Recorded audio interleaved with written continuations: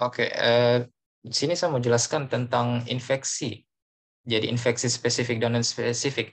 Jadi sebenarnya ini infeksi spesifik dan spesifik ini dia mengecoh sih sebenarnya, karena dari penjelasannya dari atas sampai bawah tidak ada dijelaskan apa itu infeksi spesifik dan apa itu non spesifik kalau di materi.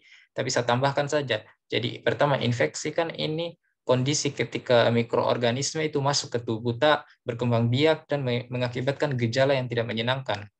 Nah, apa itu bedanya infeksi yang spesifik dan non spesifik? Jadi kalau infeksi spesifik itu infeksinya dia menghasilkan respon imun yang spesifik karena dan ditauki patogennya tertentu. Kalau yang non spesifik itu dia menghasilkan respon imun sama Ji, tapi dia tidak kita tahu apa patogennya secara spesifik. Jadi contohnya yang spesifik kan spesifik dikasih tahu kalau dia itu respon imunnya spesifik. Contohnya influenza. Kita tahu kalau influenza itu misalnya hidungnya dia merah, dia beringus, bersin-bersin. Ya, kita bisa tahu kalau itu virus influenza, misalnya virus influenza A, B atau C. Misalnya lagi kalau gejalanya itu dia demamnya naik turun, dia ada gejala-gejala demam berdarah, kita bisa tahu kalau itu virusnya dengue. Sama juga dengan HIV. Tapi kalau misalnya yang non spesifik itu contohnya infeksi saluran pernapasan. Nah, infeksi saluran pernapasan kita tidak bisa tahu apakah itu virusnya influenza, virusnya RSV, atau misalnya pneumonia, kurang kita tahu. Atau mungkin infeksi saluran kemih. Bisa saja dia bakteri seperti E. coli, bisa saja dia jamur seperti Candida albicans, susah ditahu infeksinya dari apa. Itu untuk perbedaannya spesifik dan non spesifik, hanya intermezzo. Lalu sudah definisi, lalu sejarah. Kalau sejarah tidak banyak yang harus dihafal. Yang dihafal itu yang penting yaitu Louis Pasteur dan Robert Koch. Jadi kalau Louis Pasteur itu dia yang mengembangkan, yang pertama kali menemukan hubungan antara mikroorganisme dengan infeksi atau penyakit. Dia yang tahu saja pertama dulu itu. Kalau Robert Koch ini yang kembangkan nanti, dia menghasilkan postulat Koch, yaitu 4 kriteria antara hubungannya antara mikroorganisme dan penyakit. Nah, itu sudah sejarahnya. Yang penting ditahu Louis Pasteur, Robert Koch. Lalu cara mikroba menghasilkan penyakit. Kenapa bisa mikroba menghasilkan penyakit? Pertama, ada 3 cara sih. Ada infiltrasi sel, ada obstruksi pembuluh darah, dan ada yang memicu respons sel. Jadi infiltrasi sel host bagaimana? Jadi dia itu bisa pertama, patogennya mengeluarkan toksin, bisa mematikan sel. Dia mengeluarkan enzim, dia menguraikan jaringan, bisa juga mematikan sel. Sama-sama menghasilkan kematian sel. Kalau obstruksi pembuluh darah, misalnya dia melakukan obstruksi pembuluh darah itu ada terjadi dia menghasilkan pembekuan darah sehingga jalannya pembuluh darah itu dia terobstruksi atau tertahan, makanya dia kurang nutrisi dan oksigen sehingga terjadi nekrosis di sekitar situ dan terjadi iskemik juga, gangguan aliran darah. Kalau yang memicu respons seluler host, misalnya kalau dia patogennya ini dia sudah memicu sistem imun terlalu lama atau kronik, maka sel T itu dia sudah menyerang sel sehat juga. Jadi dia menyerang babi buta juga kalau sudah kronik. Makanya bisa juga menyebabkan penyakit juga itu respon imun tubuh yang sudah kronik. Tadi itu mikroba yang kenapa caranya menghasilkan penyakit. Sekarang jalur masuk infeksi. Kalau jalur masuk infeksi terlalu banyak kalau kita mau hafal patogennya. Jadi yang saya mau kasih tahu saja itu pertama jalur masuk infeksi itu ada kulit, saluran cerna, saluran nafas, dan saluran urogenital. Itu yang penting ditahu 4. Kulit, cerna, nafas, dan urogenital. Nah, kalau yang perlu ditahu itu pertahanannya, kalau kulit itu pertahanannya ada epidermis. Kalau saluran cerna ada epitel sama dikasih sekresi-sekresi berupa asam atau enzim. Ada juga flora normal. Kalau nafas ada mukosiliar, ada mukosa, dan ada makrofag khusus di alveolar. Di alveolar saja ada makrofagnya. Ada kalau saluran urogenital ada proses miksi, ada flora normal untuk yang vagina, dan ada juga epitel untuk sebagai pelindungnya. Kalau yang lain-lainnya bisa dibaca sendiri yang nanti saya sudah kasih juga untuk hafalan-hafalannya. Nah, sekarang faktor-faktor yang mempengaruhi infeksi. Infeksi ini bisa dipengaruhi sama faktornya dari agen atau faktor dari host. Kalau faktor dari agen infeksi mungkin dari berapa banyak organisme yang masuk, kekuatan patogenisitasnya, tempat infeksi atau situs infeksinya, bagaimana transmisi infeksinya.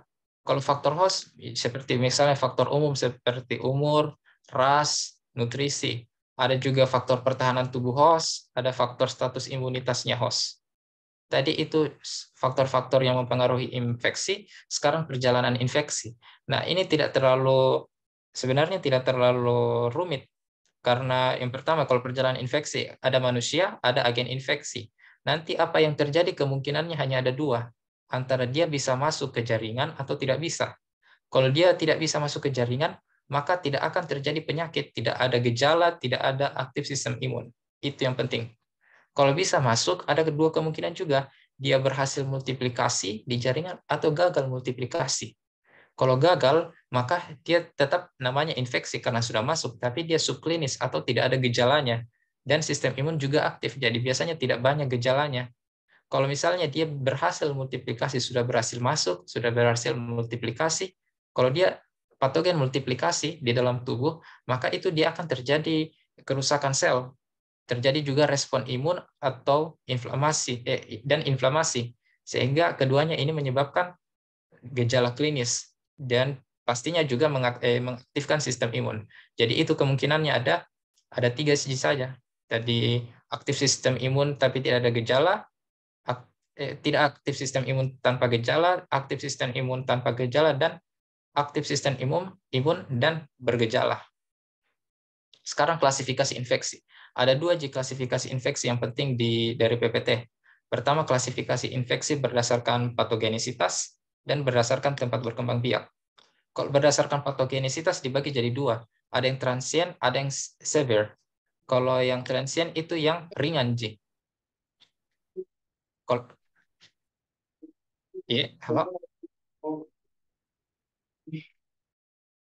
Oh ya. Jadi kalau yang transient itu yang ringan, infeksinya itu cepat diatasi, makanya ringan. Contohnya infeksi gigi, gusi, atau infeksi karena organismenya sedikit, jadi tidak sempat berkembang biak. Kalau yang severe bakteremia itu yang berat, tidak cepat lama, sehingga sudah berkembang biak. Nah, contohnya infeksi karena organismenya terlalu banyak. Itu tadi dari patogenesisnya, dari keparahannya. Kalau dari tempat berkembang biaknya ada tiga. Ada yang berdasarkan tempatnya, nah, ada yang intraseluler obligatif, ada intraseluler fakultatif, ada ekstraseluler. Apa bedanya? Intraseluler obligatif itu artinya dia harus di dalam sel, dia obligat, harus di dalam sel. Kalau intraseluler fakultatif, dia bisa di dalam sel, bisa di luar sel. Kalau yang ekstraseluler, dia di luar sel. Jadi apa ciri bedanya lagi? Misalnya kalau intraseluler obligat, itu dia kalau di laboratorium dia menggunakan kultur secara in vivo. Dihafal ini in vivo-nya karena maksudnya apa in vivo? Di dalam sel. Kalau kultur in vivo. Kalau misalnya organisme intraseluler fakultatif yang bisa di luar bisa di dalam, dia biasanya menggunakan kultur in vitro atau dia pakai lingkungan artifisial bukan di dalam sel. Tapi ada pengecualiannya. Contohnya Mycobacterium leprae, penyebab leprae. Dia bukannya in vitro di in vitro pakai lingkungan artifisial, dia pakai in vivo di dalam sel. Karena dia fakultatif kan terserahnya bisa di dalam bisa di luar. Kalau yang ekstraseluler dia biasanya pakai in vitro karena memang untuk lingkungan dia pakai di luar, dia bukanlah organisme yang ada di dalam sel, tapi dia di luar, makanya dia in vitro di luar. Kecuali ada pengecualian seperti protozoa dan metazoa, karena protozoa itu ada beberapa protozoa yang bisa masuk memang di dalam sel. Begitu juga dengan metazoa, jadi dia bisa in vivo dan in vitro. Ada lagi pengecualian yang ekstraseluler yaitu Treponema pallidum. Apa ini Treponema pallidum? Dia ini yang menyebabkan penyakit sifilis. Tidak bisa dikultur. Kenapa tidak bisa dikultur? Karena dia itu sensitif sekali sensitif sekali ini patogennya. Jadi susah diambil, susah dikultur. Jadi kalau bagaimana caranya untuk kita tahu yakin ini terdapat sifilis atau Treponema pallidum, biasa dipakai PCR. Itu tadi untuk Skevo. Untuk ini tabelnya kalau mau dihafal nanti, saya sudah kasih juga tadi. rangkumannya. Ada yang intraselular, kalau yang intraselular obligate biasanya itu virus dan ya beberapa protozoa. Kalau yang intraselular fakultatif dia biasanya bakteri. Bakteri ada beberapa fungi, ada beberapa protozoa. Kalau yang ekstraselular biasanya itu fungi. Ini Candida albicans, Aspergillus, Mucor, fungi semua. Protozoa juga dan metazoan juga biasanya fungi. Lanjut, tadi itu untuk klasifikasi infeksi sudah. Sekarang kita masuk ke dampak infeksi berdasarkan tempat berkembang biak. Tadi berdasarkan tempat berkembang biak kan ada yang obligatif, fakultatif, sama ekstraseluler. Nah, sekarang kita tahu kita belajar apa dampaknya itu berdasarkan jenis-jenisnya yang itu. Pertama yang obligatif karena dia harus di dalam sel, maka dia biasanya berhubungan dengan perubahan dari sel. Misalnya dia bisa nekrosis sel atau mematikan sel, dia bisa mengubah sel menjadi bengkak atau pembengkakan sel, dia bisa jadi membentuk badan inklusi, dan dia bisa membuat sel jadi raksasa, dan bisa terjadi infeksi virus laten. Jadi saya jelaskan dulu. Nekrosis sel kan kematian sel. Ini dibedakan menjadi nekrosis akut dan nekrosis kronis. Yang akut itu yang ringan oleh hepatitis dan polio. Yang kronis itu bisa juga dari hepatitis juga, tapi sudah kayak lama jadi kronis. Jadi hatinya itu dia biasanya menyerang hati. Kalau yang campak, contohnya campak dia menyerang otak. HIV, nekrosisnya sudah menyerang sistem imun. Kalau pembengkak itu tadi nekrosis. Sekarang pembengkakan sel. Nah, intraselular organisme intraselular obligatif ini karena di dalam sel dia itu bisa menyebabkan jejas subletal. Apa itu jejas subletal? Itu kerusakan sel yang masih bisa pulih. Jadi dia bukan nekrosis, bukan kematian, tapi dia hanya kerusakan saja. Kalau dia hanya kerusakan, itu tetap saja dia akan mengganggu. Apa yang diganggu? Gangguan permeabilitas membran dan aktivitas pompa ion. Contohnya, kalau misalnya ganggu permeabilitas membran, ganggu aktivitas pompa ion, maka air itu mudah masuk. Makanya itu terjadi pembengkakan sel karena masuki air. Karena ada akumulasi cairan atau zat lain, karena sudah terganggu permeabilitas membran, terganggu aktivitas pompa pompa ionnya juga. Tadi pembengkakan sel karena karena ada jejak subletal mengakibatkan akumulasi cairan. Lalu pembentukan badan inklusi. Nah, kalau kita pelajari di virus itu nanti bisa dia menghasilkan badan inklusi kalau dia lakukan pemecahan, kalau sudah releasing, fase releasing, virus itu dia akan pecah ke selnya. Nah, pecahan-pecahan itu kepingan sel itu namanya badan inklusi. Makanya di sini disebutkan badan inklusi adalah kepingan sel yang pecah karena adanya infeksi virus. Biasanya virus. Ada pengecualian, itu bakteri chlamydia. Nah, ini badan inklusi yang dipakai untuk diagnosis jenis virus. Diagnosis jenis virus atau bakteri chlamydia. Lalu ada pembentukan sel raksasa atau giant cell. Jadi kalau ada organisme intraselular obligatif yang ada di dalam sel, maka respon imunnya juga di dalam sel. Jadi biasanya karena di dalam sel, maka inti selnya ini bisa mengalami pembesaran sebagai bentuk respon imun. Contohnya campak dengan herpes bisa menyebabkan pembesaran inti sel. Sekarang infeksi virus laten. Nah, apa maksudnya infeksi virus laten? Adalah infeksi virus yang tidak secara langsung, tidak secara langsung terlihat gejala klinisnya. Dia hanya aktif kecuali ada pemicu, misalnya orang stres, trauma, atau imunodefisiensi. Makanya mungkin ada beberapa orang yang kalau stres dia sakit. Nah, itu berarti ada infeksi virus laten.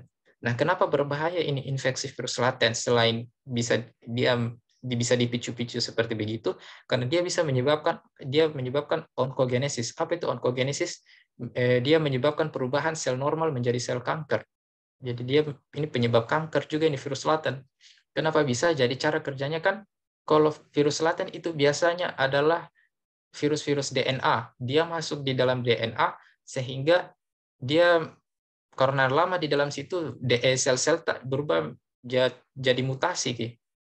Karena mutasi itu memungkinkan mudahnya terjadi jadi sel normal menjadi sel kanker. Nah, contoh virusnya itu tadi adalah Epstein-Barr virus. Jadi kalau misalnya dalam soal dikasih tahu ada Epstein-Barr virus, berarti dia itu tentang virus laten. Dia bisa menyebabkan ini penyakitnya, Burkitt's lymphoma, ada karsinoma nasopharynx. Virus lain contohnya itu HTLV1 yang menyebabkan penyakitnya Japanese T-cell lymphoma.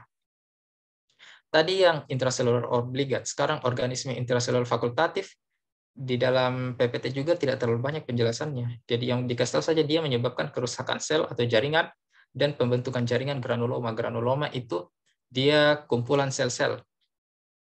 Sekarang organisme yang ekstraseluler itu dia dia infeksinya dia bisa dampak infeksinya apa-apa saja ada 3. Dia bisa melepaskan enzim, dia bisa menyebabkan vaskulitis, dia juga bisa melepaskan toksin. Nah, apa itu? Kenapa berbahaya enzim? Karena pertama, enzim ini misalnya contohnya Streptococcus pyogenes itu bisa menyebabkan melepaskan enzim hyaluronidase. Itu dia enzim yang merusak matriks ekstraseluler.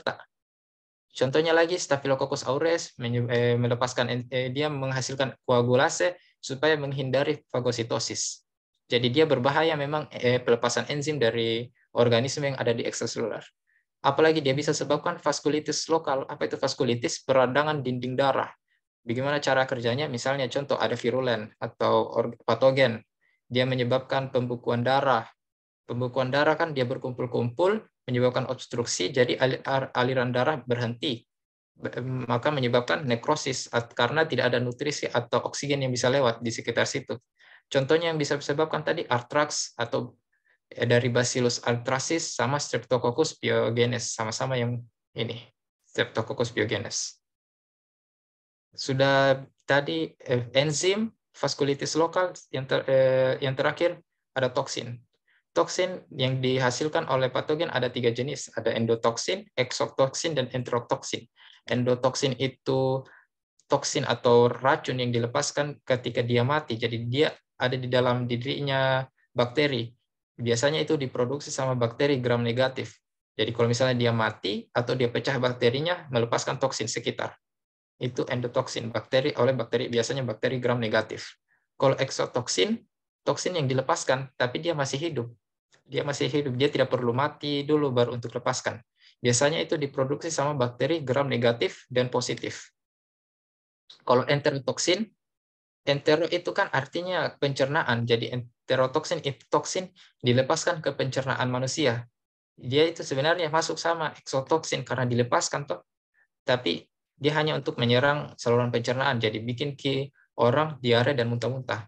Di sini nanti ada penjelasan tambahannya, misalnya endotoksin itu bisa menyebabkan vasodilatasi pembuluh darah, bisa menyebabkan demam. Kalau endotoksin itu dia bisa stimulus antibodi dan dia bersifat heat labile atau mudah rusak itu toksinnya. Ada juga enterotoksin.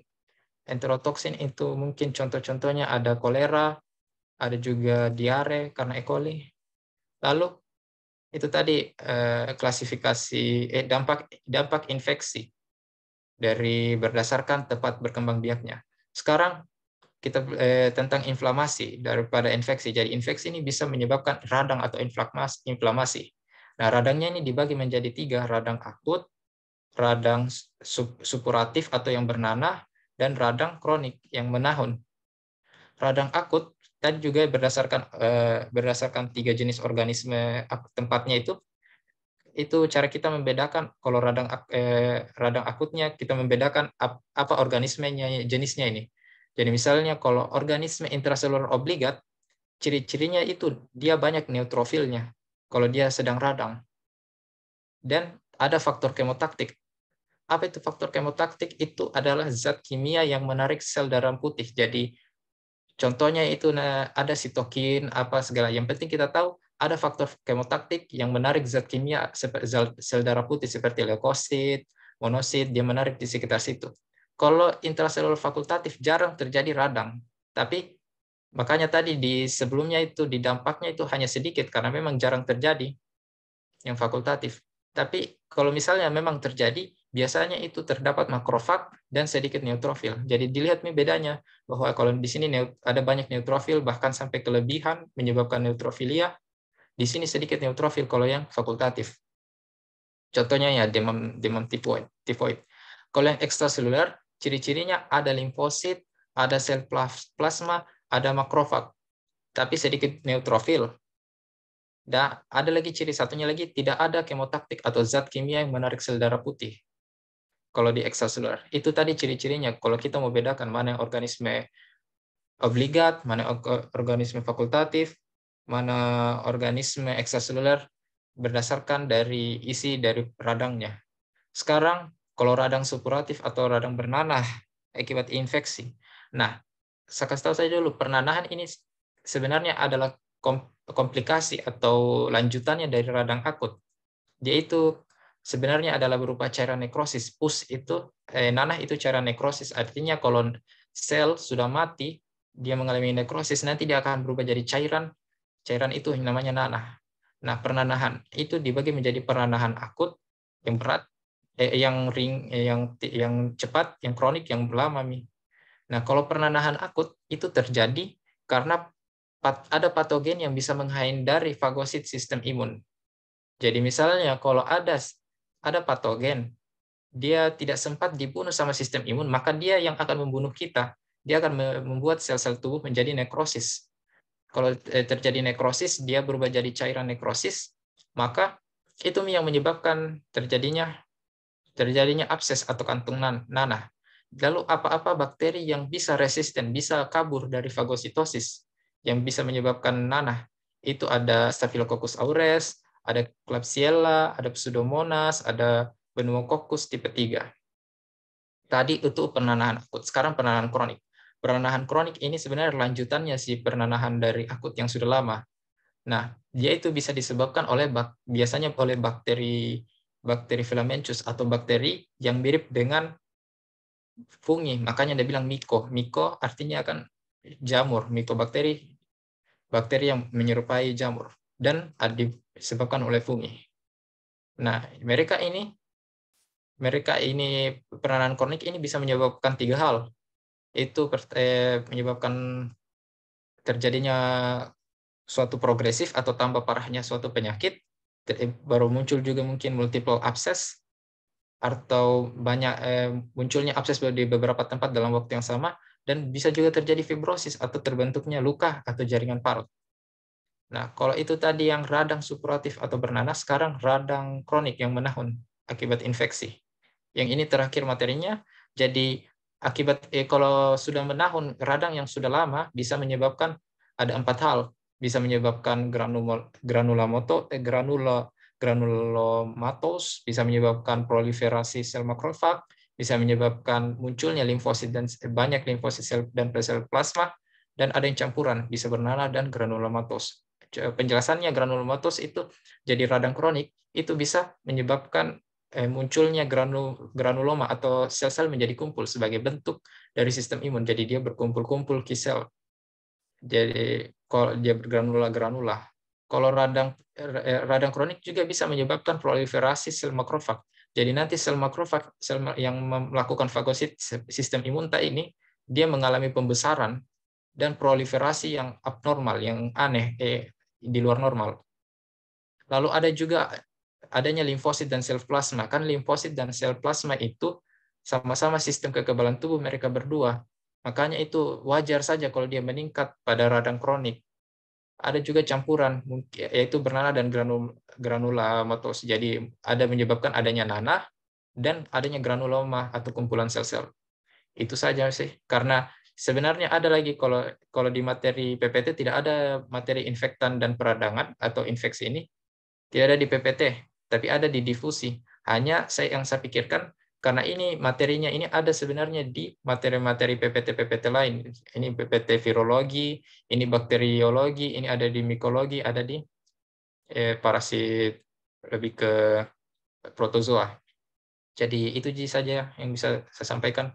Mungkin ada dari,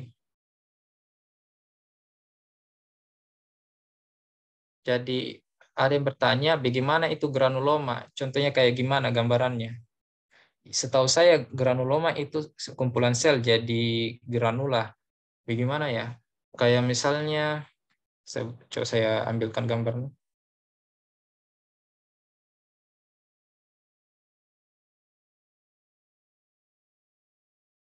Ini kelihatan tuh. Tunggu, saya share dulu ya. Nah ini lebih ke yang ini sih. Ini granuloma. Ada yang lihat? Dia kayak kumpulan sel di situ. Karena kalau misalnya dia mana lagi ya? Kayak ini juga bisa. Nih, jadi sel-sel dia terkumpul itu disebabkan karena tadi mana tadi yang kronik, karena ada radang yang kronik karena sudah terlalu lama Ki. Saya lupa juga kenapa terjadi granuloma. Yang penting terjadi perkumpulan sel.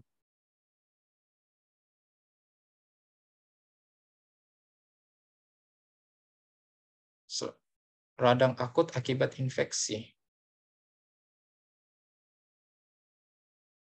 Tunggu ya. Radang akut. Ya, ada yang tanya radang akut akibat infeksi.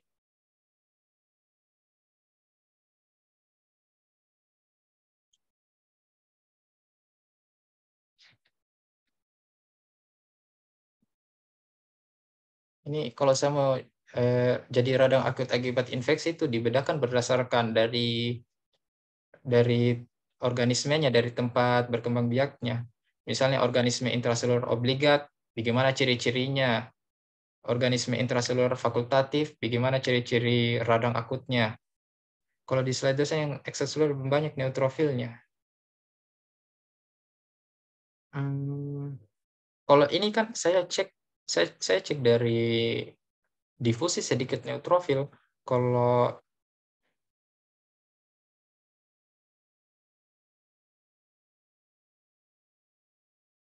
iya juga ya,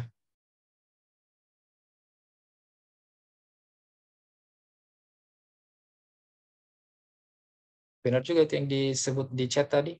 Karena yang saya lihat justru terbalik ya. Kalau yang coba saya kasih lihat kita semua.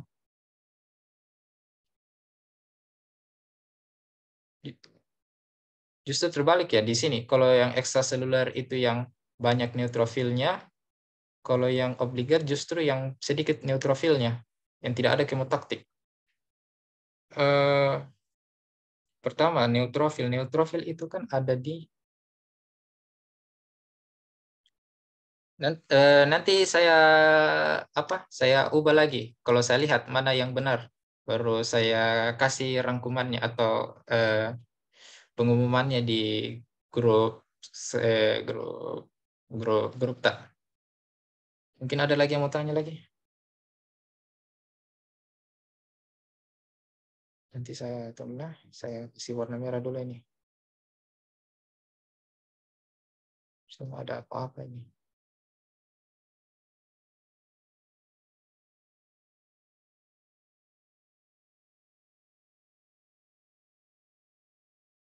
Kalau tidak ada, karena waktu juga sudah mau habis, mungkin saya tutup ya. Bagaimana Noval? Oke, makasih Kak Yunai. Anu Heo. Jadi iya nah kalau misalnya kayak misalnya ada yang kayak malu-malu bertanya di sini, bisa sekali gitu di chat kok, misalnya lewat WA atau lewat apa.